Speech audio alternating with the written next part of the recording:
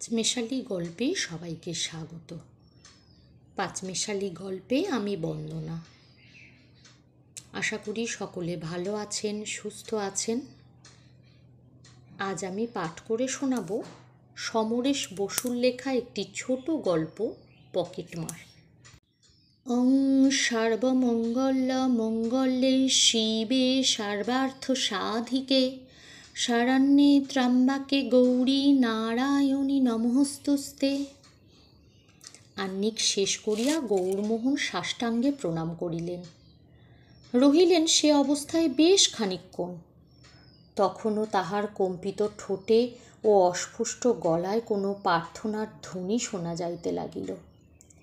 প্রণাম সারিয়া যত্নপূর্বক দৈনন্দিন চন্দন চর্চিত গীতা এবং চণ্ডী শালুর কাপড়ে জড়াইয়া তুলিয়া রাখিলেন ঠাকুরের আসনের এক প্রান্তে।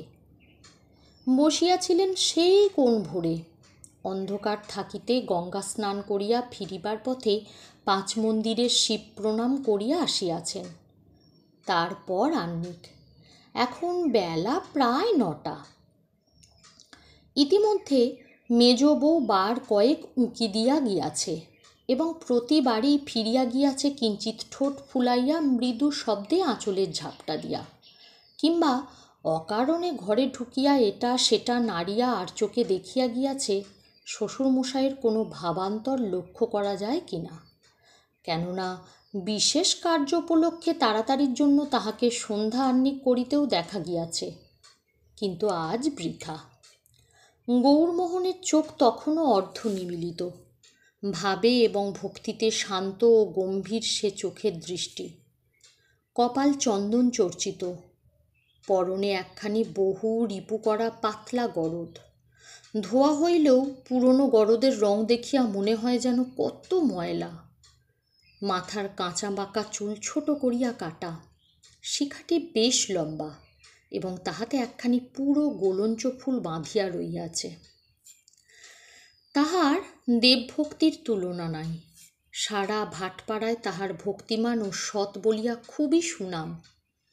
তিনিই বলেন, এ নিয়েই তো বেঁচে আছি, আর কী বা আছে, কেই বা আছেন বলো। সত্য, তাহার আর কি আছে। একসময় চটকলে কেরানির কাজ করিয়াছেন, তাই ছেলেকে লেখাপড়া শিখাইয়া মানুষ করিয়াছেন। কিন্তু ভাগ্য কিছুটা অপ্রসন্ন ছিল। বড় ছেলেটি বিধবা বউ এবং একটি ছেলে রাখিয়া মারা গিয়াছে।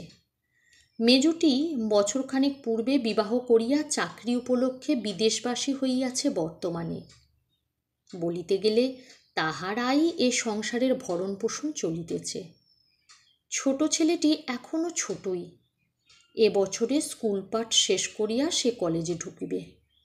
আর তাহার স্ত্রী আছেন সুনয়নী, ওই যে ঘরের এক পাশে তক্তপোষে শুইয়া রহিয়াছেন, বাতে পঙ্গু, অনড় এবং বাকশক্তিহীনা। কয়েক বছর ধরিয়া বোধ করি দিনেকের জন্য শয্যা ত্যাগ করা সম্ভব হয় নাই। শুধু তাহার বড় বড় চোখ দুটিতে এখনো প্রাণ আছে, মনটা আসিয়া ঠেকিয়াছে সেইখানেই। চোখের ইশারাতেই তিনি ডাকেন, কথা বলেন, হাত দুটি নাড়িতে পারেন খুব আস্তে আস্তে। এ বাড়ি এবং মানুষগুলির দিকে চাহিলেই বোঝা যায় সুনয়নীর মৃত্যুর জন্য সবাই প্রতীক্ষা করিতেছে, কিন্তু তিনি সবাইকে নিরাশ করিতেছেন দিনের পর দিন। সারা দিনের মধ্যে তাহার প্রতি নজর কারও বড় একটা পড়ে না। খাওয়াইবার সময়টুকু ছাড়া বলিতে গেলে কেউ সেদিকে লক্ষ্যই করে না।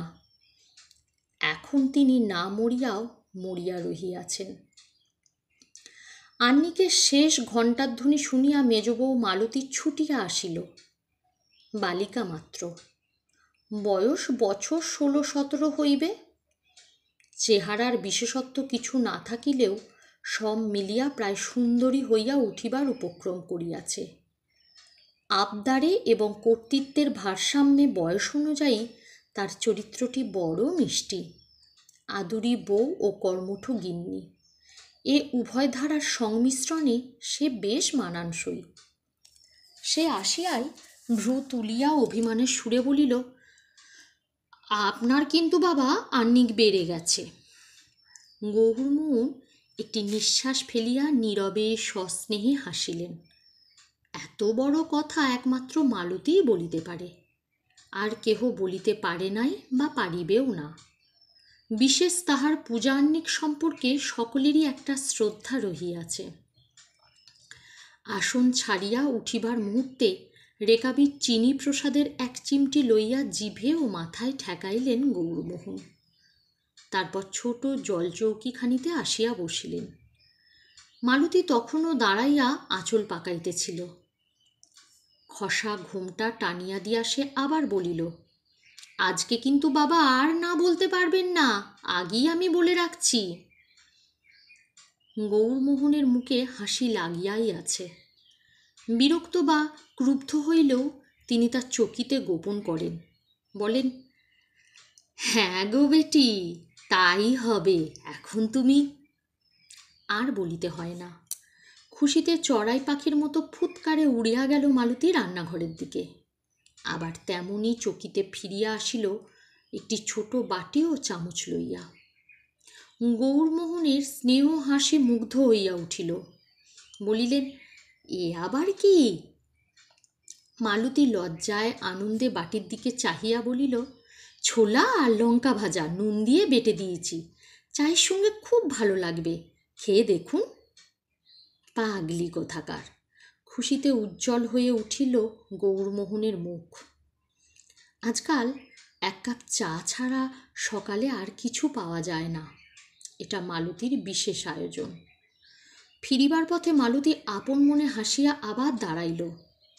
চোখ বড় করিয়া বলিল, জানেন বাবা, অনুদের বাড়ির বইয়ের চুড়িগুলো আমি আজ দেখে এসেছি। কি সুন্দর ফ্যাশনের চুড়ি! আজকাল ওই ফ্যাশনটাই সকলে ভালোবাসে। বলিয়া রুষ্ট মুখে নিজের হাত দুখানি সামনে বাড়াইয়া বলিল, আরে কি বিচ্ছিরি প্যাটার্ন, এক্কেবারে সেকেলে। আমার বাবার যেমন বুদ্ধি, সোনা একটু দিল তো তার কোনো ছিঁড়িচ্ছাদ নেই। আপনি আজই এগুলো আকুল স্যাকরার কাছে নিয়ে যান তো বাবা। ছোলার মশলার ছাতু আটকায় গৌরমোহনের গলায়। হাসির একটু শব্দ করিতে গিয়া শুকনো ছাতু গলা দিয়া নাসারন্ধে প্রমছয় প্রায়। না, তাহার মন বুঝিয়া এমন অবারিতভাবে আর কেহ এ বাড়িতে আজও কথা বলিতে পারে না, পারে কেবল মেজ বউ মালতী। কিন্তু মালতী গেল না। ফিরিয়া একেবারে শ্বশুরের পায়ের সামনে বসিয়া বড় বড় চোখে ফিস ফিস করিয়া বলিল, আমার বাবা তো এই 2-2.5 ভরি সোনাও দিতে চায়নি, জানেন বাবা। বলেছিল আমার ধর্মিষ্ঠি বিয়াই হাতে পায়ে ধরে আমি এমনি মেয়ে দিয়ে আসব। বলিয়া এক মহাগিন্নির মতো ঘোমটা টানিয়া ভ্রু কুচকাইয়া বলিল, আমি বেঁকে বসলুম। বললুম, পাঠাচ্ছ তো এক গরিবের ঘরে, তবুও খালি হাতে। বড়দিকে 5 ভরি সোনা দিতে পারলে, আর আমার বেলাতেই যত অভাব, শেষটায় তো। শুনিতে শুনিতে এবার বিরক্ত হইয়া ওঠেন গৌরমোহন, কিন্তু হাসিটি একেবারে দূর হয় না। বলেন, হ্যাঁ গো পাগলি, খুব বুঝেছি, এবার একটু চা দাও। ও মা, ভুলেই গেছি, বলিয়াই পড়ি মরি করিয়া ছুটিল মালতী। আশ্চর্য, আপন বাপও এমন পর হয়ে যায় মেয়েদের কাছে, আর সে গল্পও কিনা এক্কেবারে শ্বশুরের কাছে। গৌরমোহনের ক্রুব্ধ মুখ হইতে হাসিটুকু সম্পূর্ণ বিলুপ্ত হইয়া গিয়াছে। মালতী আসিয়া চায়ের কাপটা রাখিতেই বাড়ির বাহির হইতে মোটা গলার ডাক ভাসিয়া আসিল, ঠাকুরমশাই বাড়ি আছেন নাকি? চায়ে চুমুক দিতে গিয়া চুম্বন মুখ ঠোঁট গৌরমোহনের আড়ষ্ট হইয়া গেল। বড় অসহায় ও করুণ দৃষ্টিতে তিনি চাহিলেন মালতীর দিকে। বৌমা। মাত্র 1 বছর বিবাহ এবং বালিকা হইলেও মালতী এ চাহনির অর্থ বিলক্ষণ জানে। সে এক মুহূর্ত অপেক্ষা করিয়া উঠোনে আসিয়া জোর গলায় বলিল, দেখো তো ঠাকুরপো, বাবাকে কে ডাকে, বলে দাও বাড়ি নেই। কল্পিত বউকে কথাটি বলিয়াই সে সদর দরজার কাছে ছুটিয়া গিয়া ফুটো দিয়া দেখে লোকটা কি বলে। দেখিল লোকটা সংশয়ান্বিতভাবে দরজার দিকে চাহিয়া কি যেন বিড়বিড় করিতে করিতে চলিয়া যাইতেছে। সে হাসিতে হাসিতে আসিয়া সে কথা শ্বশুরকে বলিল। সে হাসিতে যোগ দেয়া বা হাসিটুকু চাহিয়া দেখাও যে গৌরমোহনের পক্ষে কত কঠিন মালতী তাহা জানে না। তাই সে পাওনাদার বলরামের প্রবঞ্চিত মুখ স্মরণ করিয়া হাসিয়া আকুল হইল। গৌরমোহনের কপালের রেখাগুলি জংশন স্টেশনের লাইনের মতো বাঁকিয়া চুরিয়া উঠিল।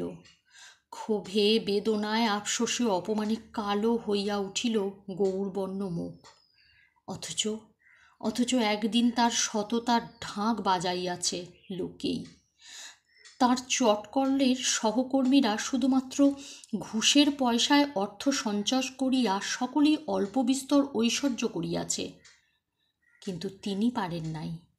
সে সততার ঢাক আজ শুধু ঢসকাইয়া যায় নাই, যেন উপহাসের খেউর গানের তাল হইয়া উঠিয়াছে।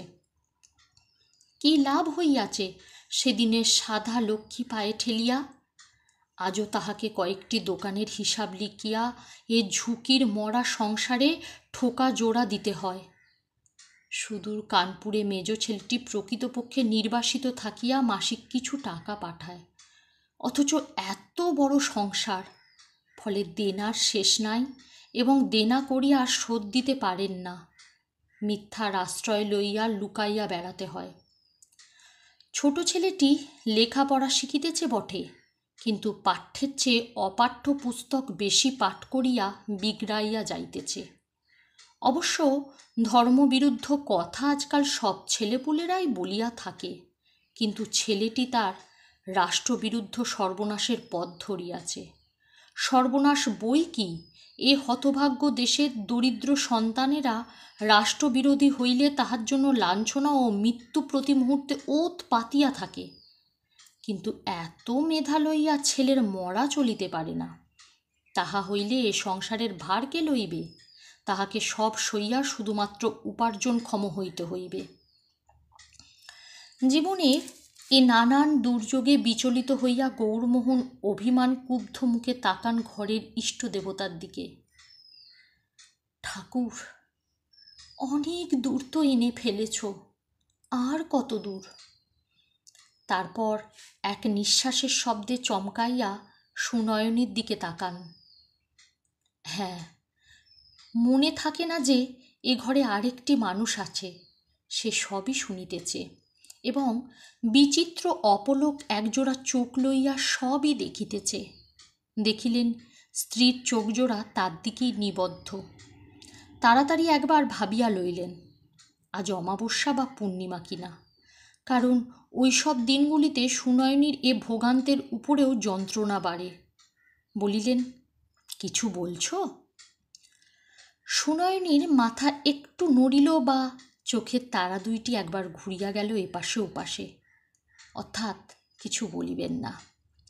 কিন্তু সুনয়নীর মনের এবং হৃদয়ের সমস্ত ভাব ও কথা তাহার স্থির চোখে জমা হইয়া এমন বিচিত্র দৃষ্টি হইয়াছে যে সে চোখের দিকে একটু বেশি সময় তাকাইয়া থাকা এক দুরূহ ব্যাপার।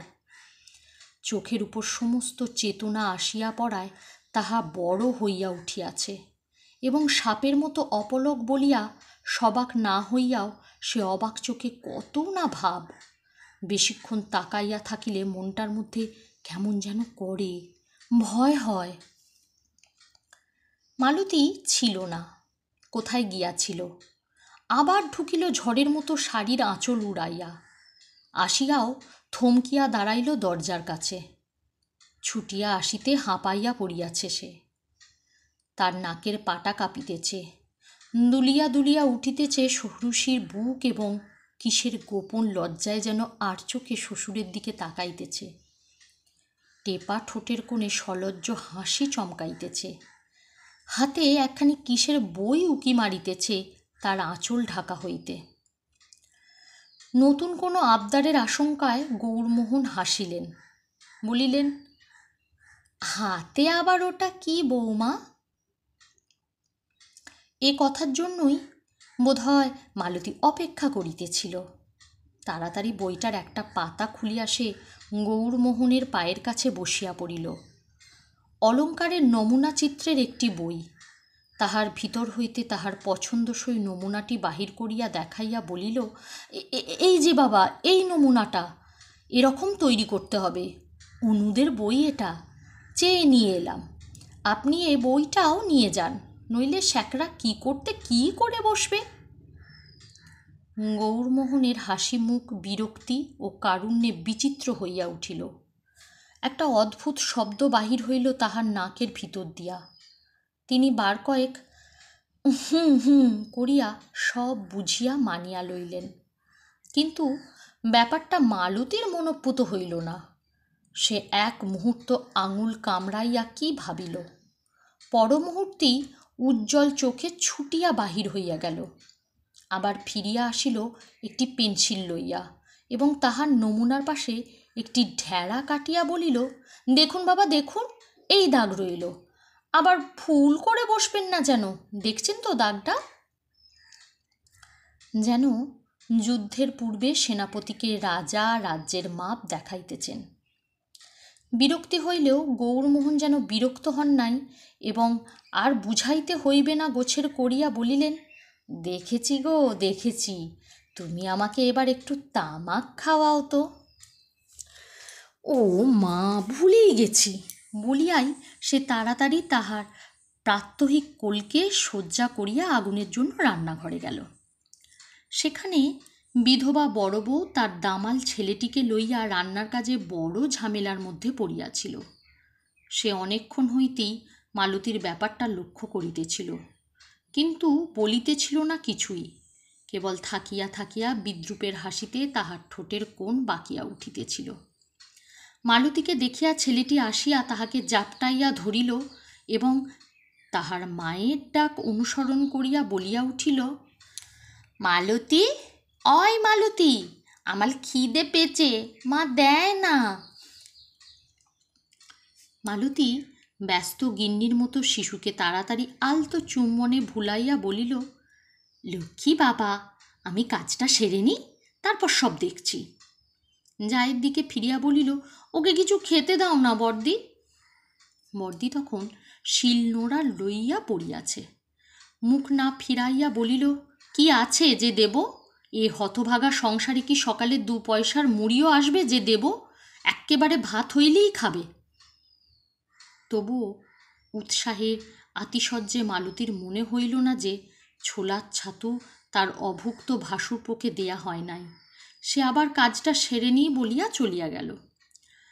রান্নাঘরে বড় বউ একলা ঠোঁট উল্টাইয়া হাতের একটা বিচিত্র ভঙ্গি করিয়া যেন শিলনোড়াকেই বলিল, হায় রে কাজ, হতভাগী, কি নিয়ে তোর মাতামাতি, 2 দিন বাদে তো সবই ঘুচবে। নিজেকে দেখাইয়া বলিল, এ গায়ে কি কম সোনা ছিল?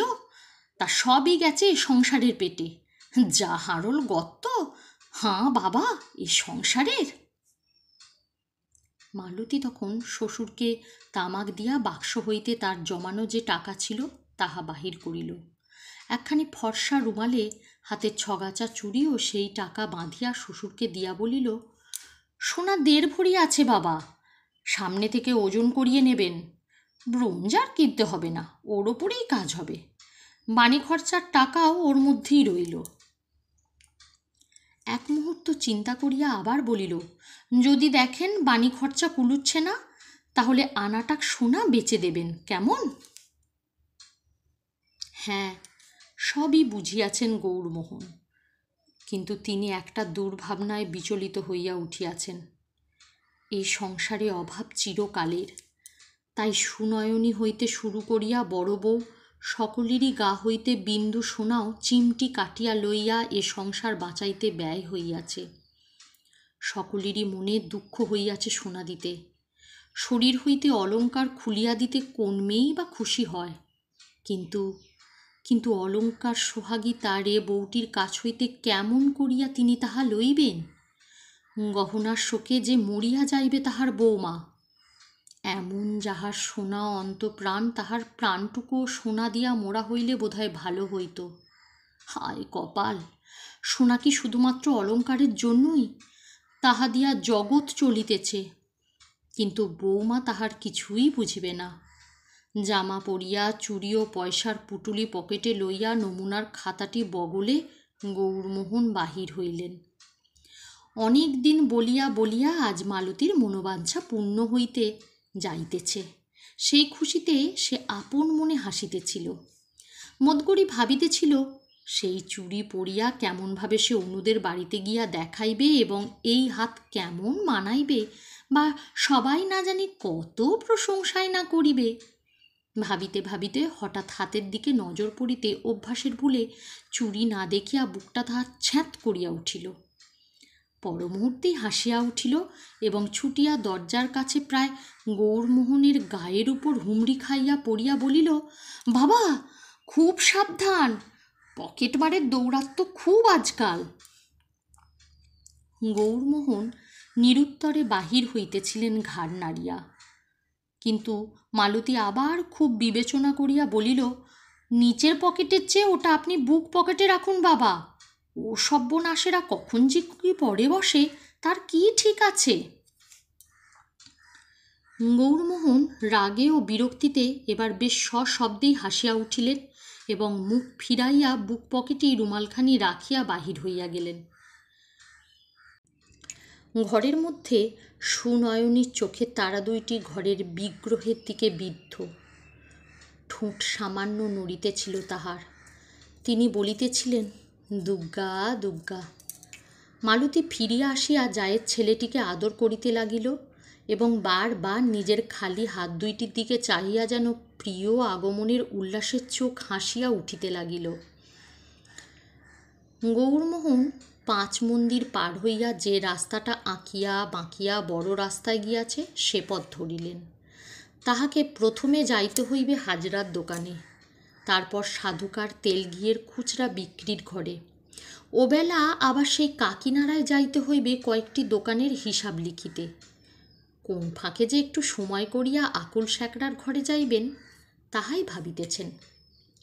বড় রাস্তার মোড়ে আসিতেই হঠাৎ চায়ের দোকান হইতে প্রায় গোপন হত্যাকারী সর্বনেশে শনি ঠাকুরের মতো পাওনাদার বলরাম শাহ গৌরমোহনের মুখের সামনে আসিয়া দাঁড়াইল এবং প্রণাম ভুলিয়া দাঁত খিঁচাইয়া জোর গলায় বলিয়া উঠিল, তবে যে বড় বাড়ির মেয়ে মানুষকে দিয়ে বানিয়ে বানিয়ে মিথ্যে বললে বাড়ি নেই আপনি, হ্যাঁ? বামুন হয়ে মিছে কথা। যেন প্রচণ্ড বজ্রাঘাতে গৌরমোহনের সর্বাঙ্গ পুড়িয়া গেল। রক্ত নাই তাহার মুখে। তিনি বলিতে চাহিলেন, বলরাম, একটু আস্তে, কিন্তু তাহার ঠোঁট নড়িল, শব্দ বাহির হইল না। বলরাম গলা চড়াইয়া বলিল, কীরকম কথা মশাই, এত সুনাম আপনার, আর তলে তলে এত ছ্যাঁচড়ামো, ছি ছি ছি ছি।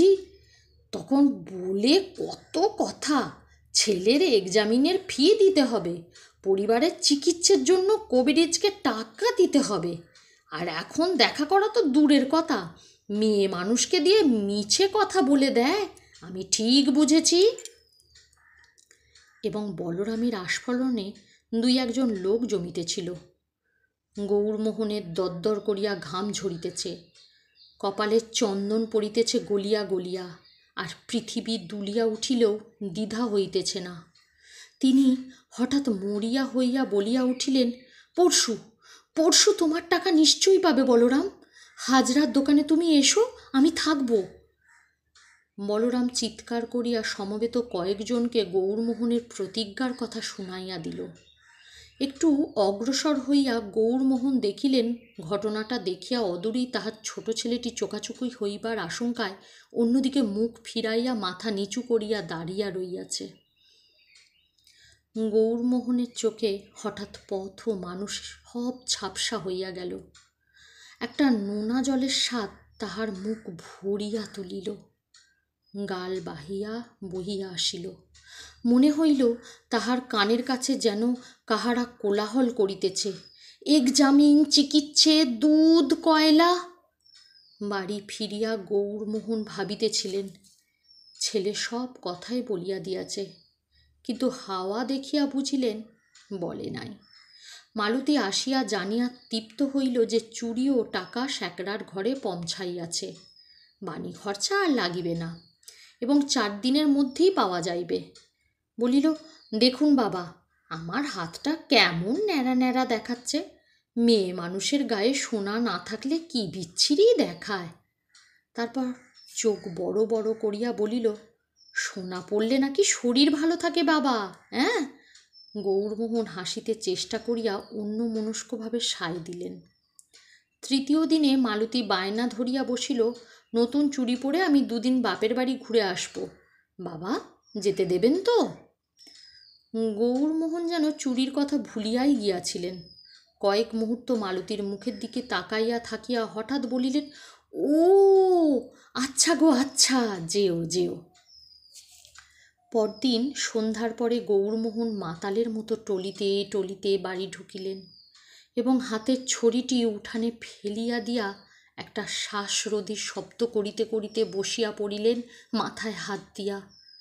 তাহার সর্বাঙ্গে ঘাম পড়িতেছে, ভিজিয়া গিয়াছে জামা। মালতী এবং বড় বউ রান্নাঘর হইতে ছুটিয়া আসিল। বড় বউ বলিল, কি হয়েছে বাবা, অমন করছেন কেন?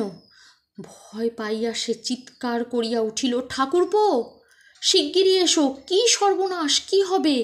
বাবা উঠুন, ঘরে চলুন। মালতী 2 হাতে গৌরমোহনকে টানিয়া তুলিতে চেষ্টা করিল এবং বারবার বলিতে লাগিল, কেন এমন হলো, কি হলো? ছোট ছেলেটি বাড়িতে না থাকাতে বড় বউ ও মালতীর চেষ্টাতেই গৌরমোহন ঘরে আসিয়া দেওয়ালে হেলান দিয়া বসিয়া পড়িলেন। মালতী অকস্মাৎ দারুণ চিন্তায় চমকাইয়া শিহরিয়া উঠিয়া গৌরমোহনের প্রায় কোলের কাছে আসিয়া বলিল, বাবা আমার চুড়ি এনেছেন তো? গৌরমোহন যেন কান্না চাপিয়া এক হাতে মুখ ঢাকিয়া আর এক হাতে তাহার একটি প্রায় অর্ধেক কাটা নিচের পকেট দেখাইয়া দিলেন এবং ধপাস করিয়া মাটিতে মুখ কুঁজিয়া পড়িলেন। হ্যাঁ, পকেট কেটে নিয়েছে বলিয়া ডুকরাইয়া উঠিয়া মালতীও আছড়াইয়া পড়িল মেঝের উপর এবং বালিকার মতোই কাঁদিতে লাগিল, আমার চুড়ি নেই, আমার চুড়ি নেই, বাবা দিতে চাইনি, মুখ ফুটে চেয়ে এনেছি গো। বড় বউ, শ্বশুর ও ছোট যা উভয়কে লইয়া পড়িল নানান সান্ত্বনার কথায় চেষ্টা করিতে লাগিল প্রবোধ দিতে। তাহার ছেলেটি বারবার মায়ের থুতুনি ধরিয়া জিজ্ঞাসা করিতে লাগিল, মা মালতী কাঁদে কেন? কান্নার মধ্যেই মালতী জিজ্ঞাসা করিল, বাবা নতুন প্যাটার্ন গড়া হয়ে গেছিল? গৌরমোহন গোঁজা মাথা নাড়াইয়া জানাইলেন, হাঁ। মালতীর কান্না আরও উদ্বেল হইয়া উঠিল, দেখতেও পেলুম না, দেখতেও পেলুম না। এমনি অনেকক্ষণ কাঁদিয়া আলুথালু বেশে উঠিয়া মালতী দরজার কাছে দাঁড়াইয়া আপন মনেই ভাঙা গলায় বলিল, বলরাম সার দেনাটাও যদি শোধ হতো। বলিতে বলিতে তার ঠোঁট কাঁপিয়া উঠিল থরথর করিয়া এবং কান্নার অশান্ত বেগ লইয়া সে বাহির হইয়া গেল। কি বলিলে বলিয়া হঠাৎ চমকাইয়া গৌরমোহন অপলক চোখে দরজার দিকে চাহিলেন, কিন্তু মালতী তখন চলিয়া গিয়াছে। রাত্রে আর কারোর খাওয়া হইল না। বড় বউয়ের অনুনয়েও গৌরমোহনও কিছু খাইলেন না। সুনয়নী খাইলেন না ওষুধ। তখন বড় বউ শ্বশুরকে শুইতে অনুরোধ করিয়া মালতীকে লইয়া তাহাদের শোয়ার ঘরে দরজা বন্ধ করিয়া দিল। ছোট ছেলেটি তখনও বাড়ি ফিরিয়া আসে নাই। গৌরমোহনের চোখ হঠাৎ সুনয়নের দিকে পড়িতেই তিনি চমকাইয়া উঠিলেন। তাঁর প্রতি অপলক স্থির নিবদ্ধ সেই চোখে কি দারুণ ভৎসনা ও তীব্র অভিযোগপূর্ণ বেদনা। মনে হইল তাহার বুকের চামড়া ছিঁড়িয়া কেহ সমস্ত হৃদয়টাকে খুলিয়া ধরিয়াছে এবং সেই খোলা হৃদয় ঢাকিতে তিনি যেন কোনো অগ্নিগর্ভে তলাইয়া যাইতেছেন। এক মুহূর্ত থমকাইয়া তিনি হঠাৎ সুনয়নের রুগ্ন গন্ধ বিছানাটার ধারে গিয়া 2 হাতে তার বাতপঙ্গু হাত 2খানি নিজের হাতে লইয়া স্নিগ্ধ গলায় ফিস ফিস করিয়া কহিলেন, নয়ন নিজের পকেট কেটে আমি দেনা শোধ করেছি। বৌমার কান্নায় এ বুকের কিচ্ছু নেই, কিন্তু তুমিও যদি অমন করে চাও। বাক শক্তিহীনা সুনয়নী কোনো রকমে হাত দিয়া গৌরমোহনের মুখখানি তাহার মরিয়াও না মরা বুকে টানিয়া লইলেন এবং রোগবশত মাথার উপর হাত দুটি কাঁপিতে লাগিল। জল গড়াইয়া পড়িতে লাগিল তাঁর স্থির অপলোক সাপের মতো চোখ জোড়া হইতে। কিছু বলিতে চাহিলেন, পারিলেন না, কেবল ঠোঁট দুইটি নড়িতে লাগিল। গল্প পাঠ ভালো লাগলে লাইক, কমেন্ট, শেয়ার করবেন।